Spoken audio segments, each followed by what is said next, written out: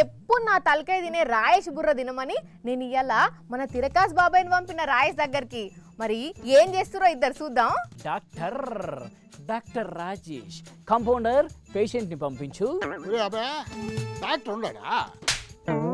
లేరండి, జ్వరం వచ్చిందని వేరే డాక్టర్ దగ్గరికి వెళ్ళాడు ట్రీట్మెంట్ కోసం అని. అవునా, సరే అయితే ఆయన వచ్చేదాకా కాసేపు ఇక్కడ కూర్చుంటానయ్యా. ఏంటయ్యా నువ్వు, నేను డాక్టర్లా కనిపించట్లేదా నీకు? డాక్టర్లా నువ్వా? అదే లేదండి, నేను డాక్టర్ని కాదు, పిచ్చన్ని.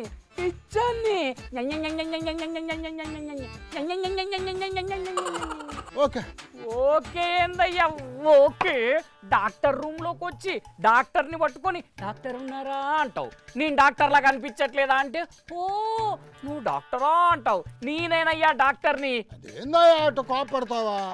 ఏం అనుకోబాగానే, నాకు ఈ రైట్ అయ్యి కొద్దిగా సరిగా కనపడదే. అలాంటప్పుడు లెఫ్ట్ అయితే చూడొచ్చు కదా.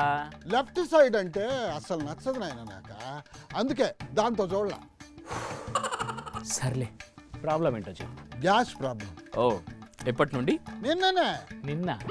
నిన్నేంటి నిన్న అయిపోయింది, బుక్ చేశాను, రేపు వస్తుంది అంటున్నారు. బుక్ చేశారా? ఏంటది? గ్యాస్ పంట. అదెందుకయ్యా? గ్యాస్ ప్రాబ్లం అని చెప్పాను కదా, గ్యాస్ అయిపోయింది ఇంట్లో. నేను అడిగింది నీ ఇంట్లో ప్రాబ్లం కాదయ్యా, నీ ఒంట్లో ప్రాబ్లం గురించి. ఓ అద్దా, ఏం లేదు డాక్టర్ గారు, ఎందుకన్నా ఈ మధ్య వాటర్ తాగాలి అని అనిపించటంలే. ఒక్కొక్కరు బాటిళ్ళ నీళ్లు తాగినా దప్పిక తీరట్లేదంటే నీకు ఇంత ఎండాకాలంలో వాటర్ తాగాలనిపించట్లేదా? అవును సార్, మందు తాగి నీళ్లు తాగితే నచ్చట్లేదు, డైరెక్ట్గా అయితేనే బాగుంటుంది. అంటే నువ్వు అప్పటి నుండి చెప్పేది మందు గురించా? అవును, ఇంక దాని గురించి అనుకున్నావు నువ్వా? ఏంకమ్మా, అసలు నువ్వు ఎందుకు వచ్చావయ్యా నా హాస్పిటల్కు? చూసి పోదామని. చూసి పోదామనా? మరెందుకయ్యా ఇంతసేపు నన్ను చావగొట్టావు? నేనేమన్నాను సారు, మీరు అడిగిన వాటికి అన్నిటికీ ఆన్సర్ చెప్పాను అంతే. ఓ తిరకాస్ బాబాయ్, ఏమ్మా బాగున్నావా? చాలా రోజులైంది నిన్ను చూసా. బాగున్నా గానీ రాయేష్ జర మా బాబాయ్ హెల్త్ బాగుంటలేదు ఈ మధ్య, ఒకసారి చెక్ చేయరాదు? చెక్ చేయడము అంటే ఏందమ్మా?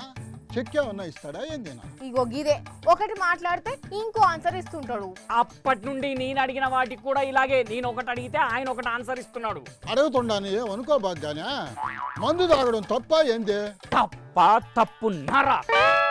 మందు వల్ల ఎన్ని నష్టాలున్నాయో తెలుసా నీకు? పెద్ద పేగు పుట్టుకోమంటుంది, అన్నవాహిక ఆగమవుతుంది, కాలేయం ఖరాబ్ అవుతుంది, నోటి క్యాన్సర్ వచ్చే అవకాశం ఉంటుంది తెలుసా? ఇదంతా మందు వల్లనేనా సారు? అవునయ్యా, ఏటా 7.5 లక్షల మంది క్యాన్సర్ బారిన పడుతున్నారట తెలుసా? అయ్యయ్యా, అయితే మానేయమనండి సారు వాళ్ళందరినీ. అందరి సంగతి అటు ఉంచు, ముందు నువ్వు బంద్ చెయ్యి మందు. నేను తాగను కదా, నాకేం అలవాటు లేదు కదా. మరి ఇందాక మందు తర్వాత నీళ్లు తాగడం నచ్చట్లేదు అన్నావుగా? అదే ఆకలి కోసం తాగే మందు సార్, అదే టానిక్. అది తాగాక నీళ్లు తాగమంటది మా ఆవిడ, నాకేమో తీయ టానిక్ తాగి నీళ్లు తాగడం అసలు ఏమి నచ్చట్లేదు.